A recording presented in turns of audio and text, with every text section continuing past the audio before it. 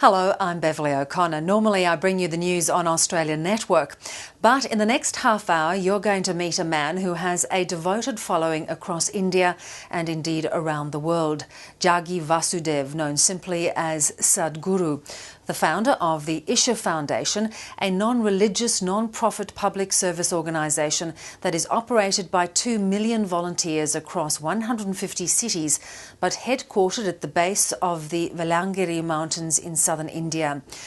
While yoga and meditation are at the core of his teachings to promote individual growth, the work of the foundation covers conservation, education and health. And you'll find him astonishingly pragmatic on a range of very modern-day problems. Let's meet Sadhguru.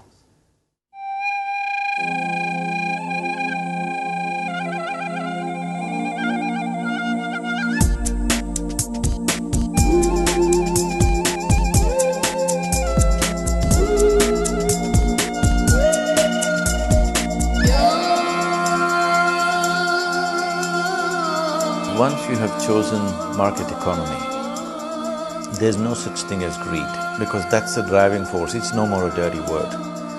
So, as long as somebody is earning by legitimate means and he's paying his taxes, he drives a gold-plated Rolls Royce, it's not your business. That is the mode of economy we've chosen.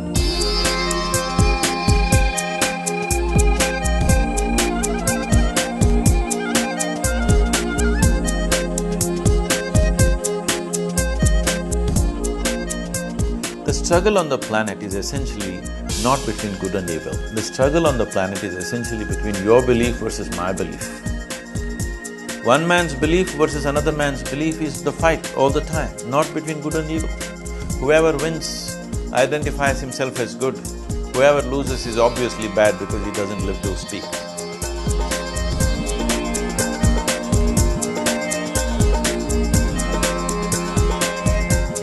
When you have the power to impact millions of people, now every thought that you generate, every emotion that you generate, every word that you utter, every action that you perform becomes of profound importance.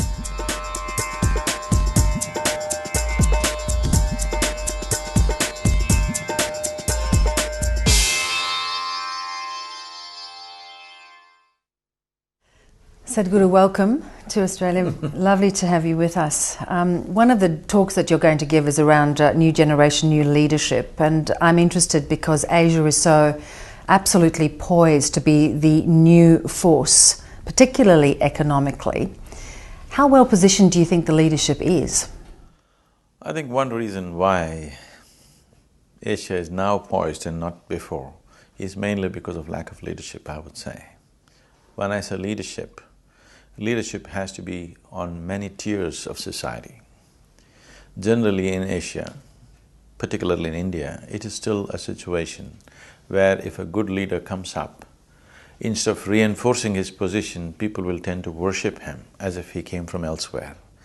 So, building leadership in all tiers of the society is a very important aspect if we really want to grab the economic possibility in front of us.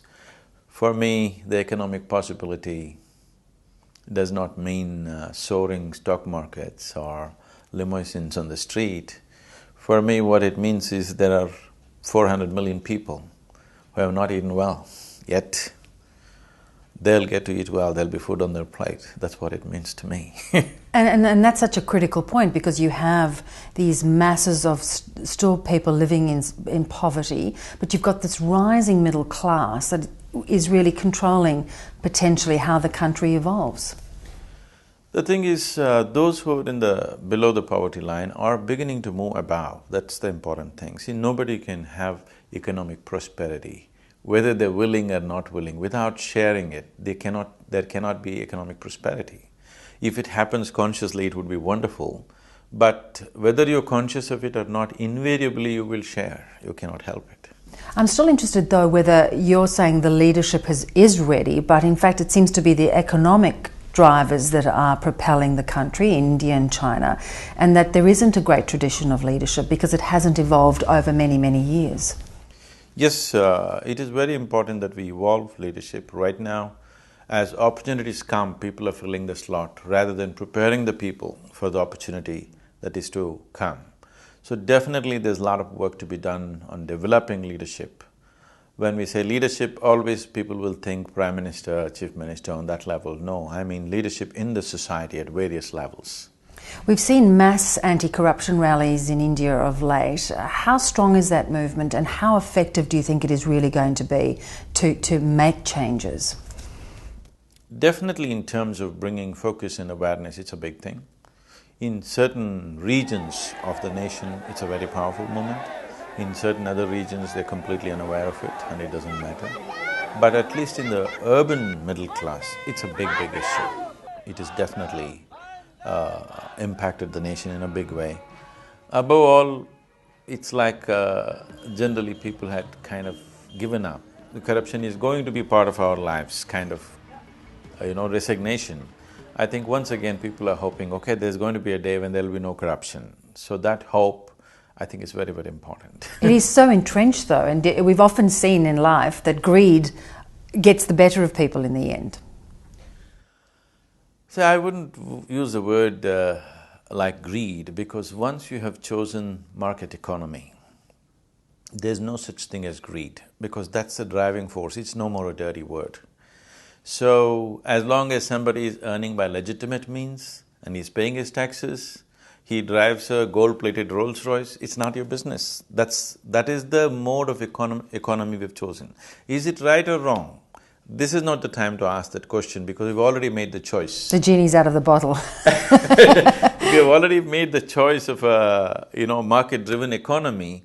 This is not the time to ask. Once you ask that question, you are going into a socialistic mode, which has not worked for us for some reason, for whatever reasons. It's not a time to debate, because we have chosen some system, our business is to make it a success.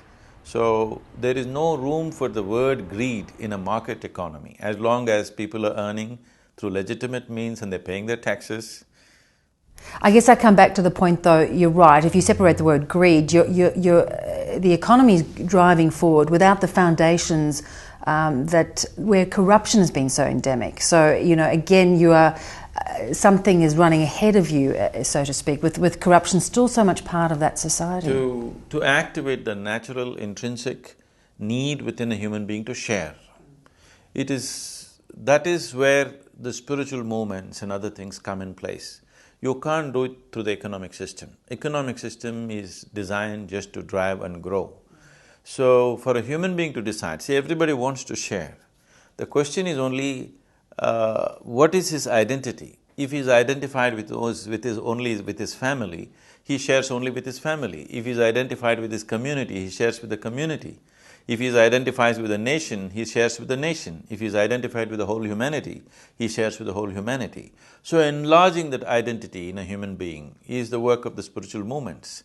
So if an individual person's identity is enlarged to the whole humanity or to all life on this planet, naturally he will share. So we have to enlarge that identity from being very narrow, we have to make it universal. So when you look around the world at the moment with all the economic problems it's having and then there's this emerging powerhouse in India and China, how well connected do you think we are to our spirituality? See, the spiritual process has nothing to do with what's happening around us. It's about what's happening within us. So right now, this is a basic mistake that societies have done, that what's happening within us today is largely decided by what's happening around us. But it should be the other way. It's the human consciousness which should decide the situations, the human societies and the world. But unfortunately, outside situations are deciding human consciousness. Because we have done substantial work on the outside, we have not done any work on the inside. So we have engineered the world the way we want it, but we are yet to engineer human beings the way we want ourselves to be. So what right now I am offering is just this, it's inner engineering. To engineer yourself the way you want to be. Everything around you has happened, but nothing within you has happened.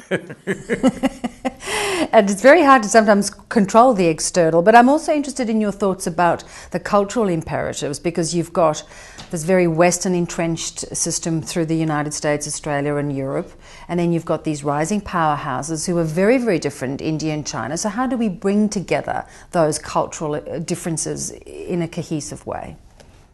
So I think that it's only because people are so different the world is worth living in. If all of us were same, it wouldn't be. It would be a very drab world. I wouldn't travel to Australia if it was not different from India, isn't it? Yeah.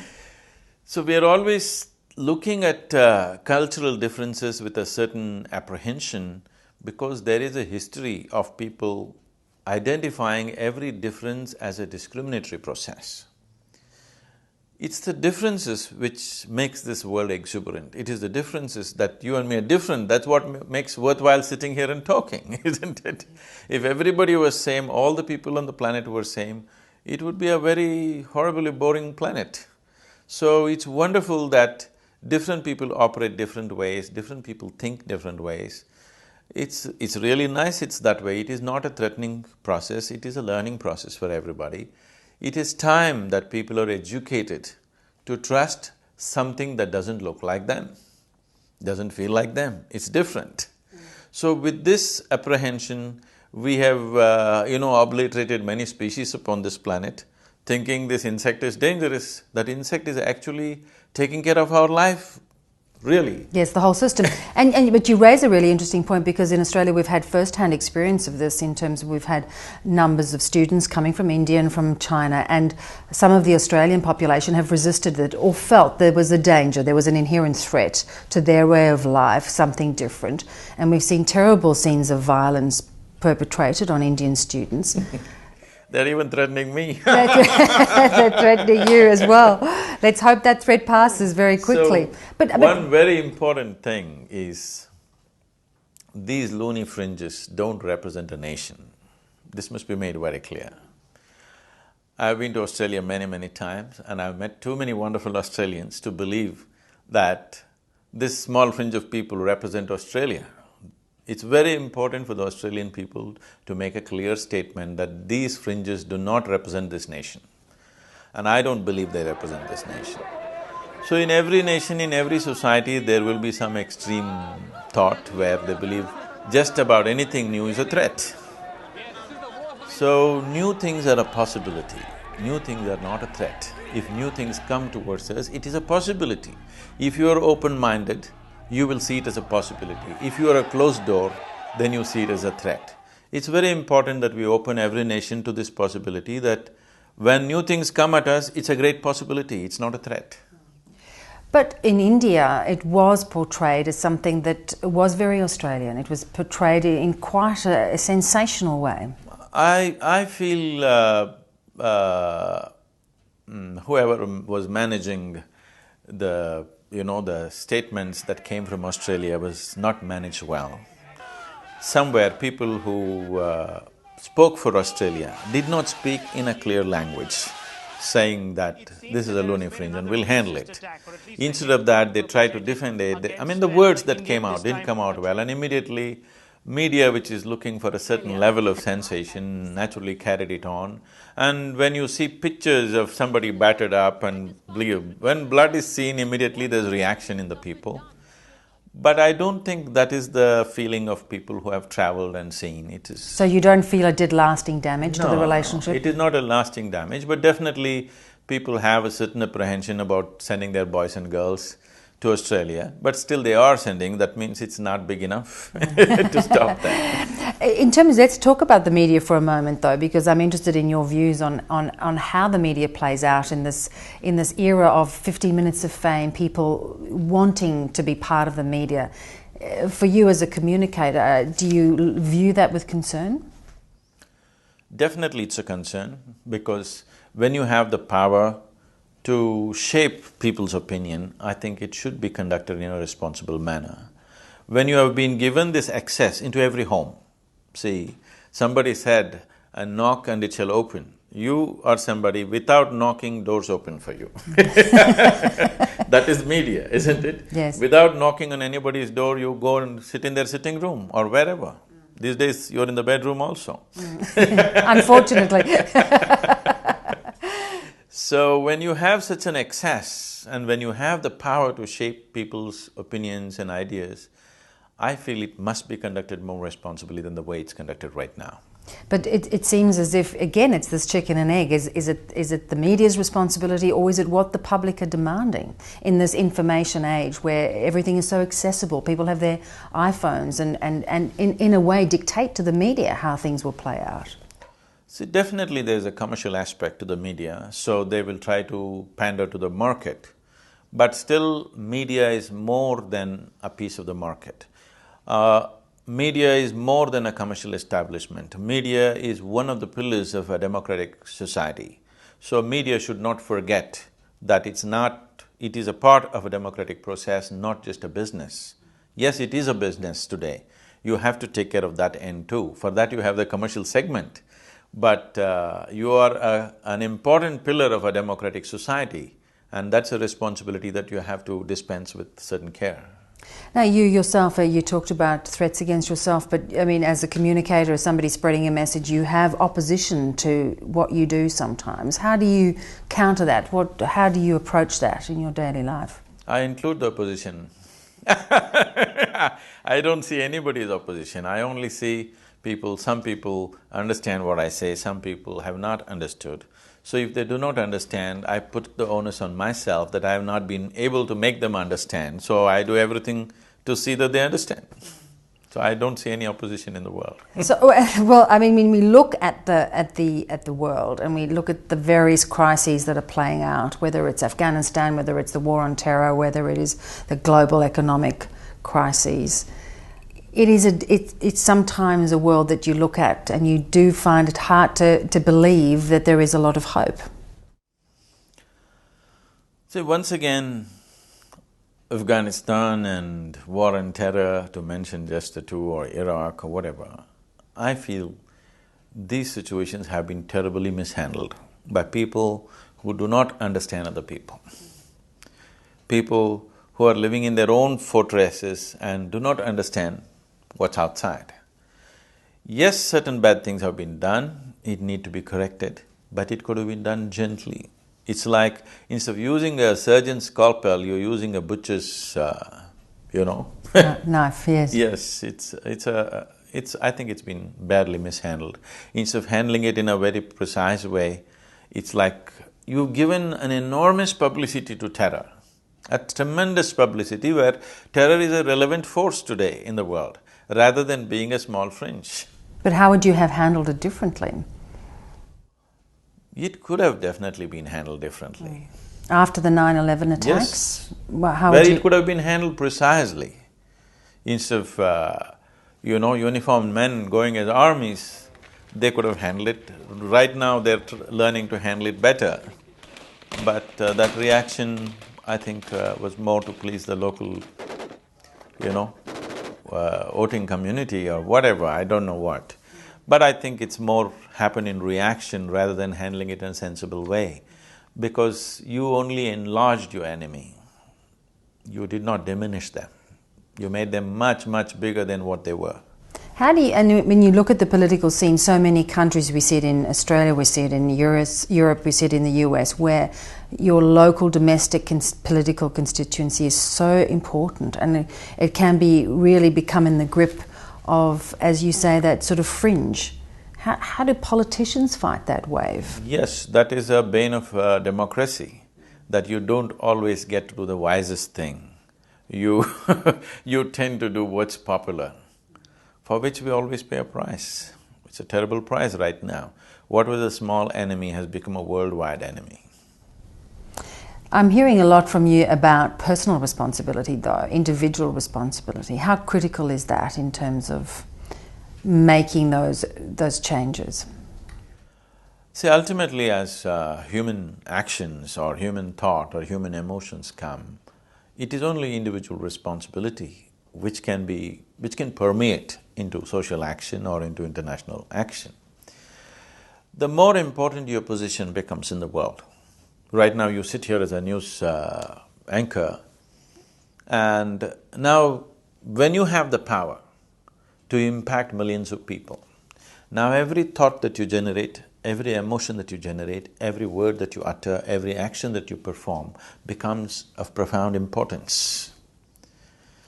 So what I am saying is, if you were an ant, you could walk upon everybody. If you become an elephant, then you have to walk carefully.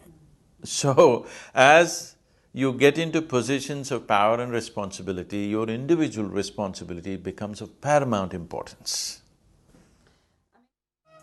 A yogi, spiritual master and humanitarian, Sadhguru works tirelessly towards the physical, mental and spiritual well-being of all. I'm interested too that you don't come from any religious discipline. There is no religion that you've attached your beliefs to. What do you think the role of religion is in modern life? You're getting me on a sticky wicket. That's good. Because I still want to live. Now, let me first of all explain the essential difference. The essential difference between spiritual process, as we recognize, because the word spirit is usually connected with religion, so let me create the necessary distinction. When you say a spiritual process, you refer to yourself as a seeker. You become a seeker because you realize you do not know. When you identify yourself with a religious process, you refer to yourself as a believer. That means what you do not know or whatever you do not know, you believe. The struggle on the planet is essentially not between good and evil. The struggle on the planet is essentially between your belief versus my belief. One man's belief versus another man's belief is the fight all the time, not between good and evil. Whoever wins identifies himself as good. Whoever loses is obviously bad because he doesn't live to speak. So, religions have happened over a period of time. As spiritual process got overly organized, they became religions. Essentially, when all of them started, they started as spiritual processes. Over a period of time, people who are not in that dimension of experience, but who identify with some group, they organize it to a point where it becomes a concretized religion. I don't think we need any concrete blocks on the planet. But you cannot dissolve the concrete block because it's there. So it is better make it more porous so that people can come in and go out, and people need not… See, one important thing we need to do is, as part of our school education, every nation has to do this, that whatever the 5, 10 major religions, children should expose themselves to it. Not that they have to change their religion or whatever, but they should read about other people and take away the misconceptions that they have, so that they're little more porous and open. Right now, it's like a barrier that they cannot cross. I think it's time we loosen those barriers. Our world has come to a place… There was a time you belonged to a certain nation and all of them belonged to one religion, you never traveled outside, you never met anybody, you never had to deal with anybody, it was different. Today, the global…